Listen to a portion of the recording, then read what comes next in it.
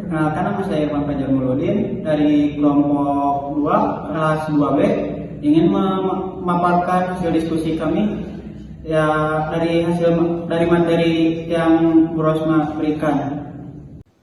Baik, yang akan saya jelaskan di sini adalah e-court atau electronic court. E-court adalah sistem berbasis digital yang diluncurkan oleh Mahkamah Agung untuk mengajukan gugatan ataupun permohonan secara online. Layanan ini meliputi yang pertama pendaftaran perkara online, yang kedua pembayaran biaya perkara secara elektronik, dan yang terakhir adalah pemanggilan pihak secara elektronik. Ada beberapa manfaat dari e-court ini, diantaranya efisiensi waktu dan biaya, jadi pengguna tidak perlu datang ke pengadilan untuk mendaftarkan perkaranya. Yang kedua, transparansi proses. Biaya dan tahapan perkara tercatat jelas secara digital. Dan yang ketiga adalah aksesibilitas terbuka bagi masyarakat luas, termasuk yang jauh dari lokasi pengadilan tersebut. Tantangan dari e-court ini adalah keterbatasan pemahaman teknologi di daerah tertentu. Yang kedua, belum semua pengadilan terintegrasi maksimal. Dan yang terakhir adalah kesiapan infrastruktur dan sumber daya manusia di pengadilan. 2. E-litigation. Layanan ini memungkinkan proses sidang dilakukan secara daring, terutama untuk perkara perdata, agama, dan tata usaha negara.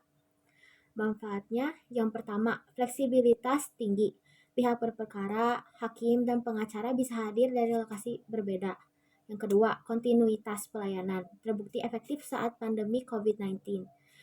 Yang ketiga, pengurangan beban ruang sidang, mengurangi antrean dan kepadatan fisik di pengadilan. Tantangannya, yang pertama, keterbatasan bukti elektronik dalam kasus tertentu. Yang kedua, masalah konektivitas internet. Yang ketiga, masih ada kekhawatiran soal keamanan dan keabsahan proses.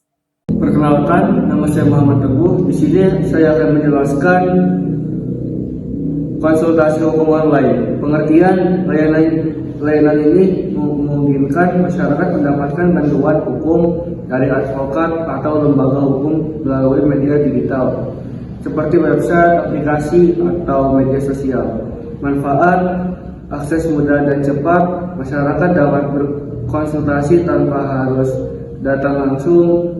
Biaya lebih terjangkau, bahkan banyak yang gratis. Memperluas jangkauan edukasi hukum kepada masyarakat awam. Tantangan: validitas dan akurasi nasihat hukum bisa bervariasi.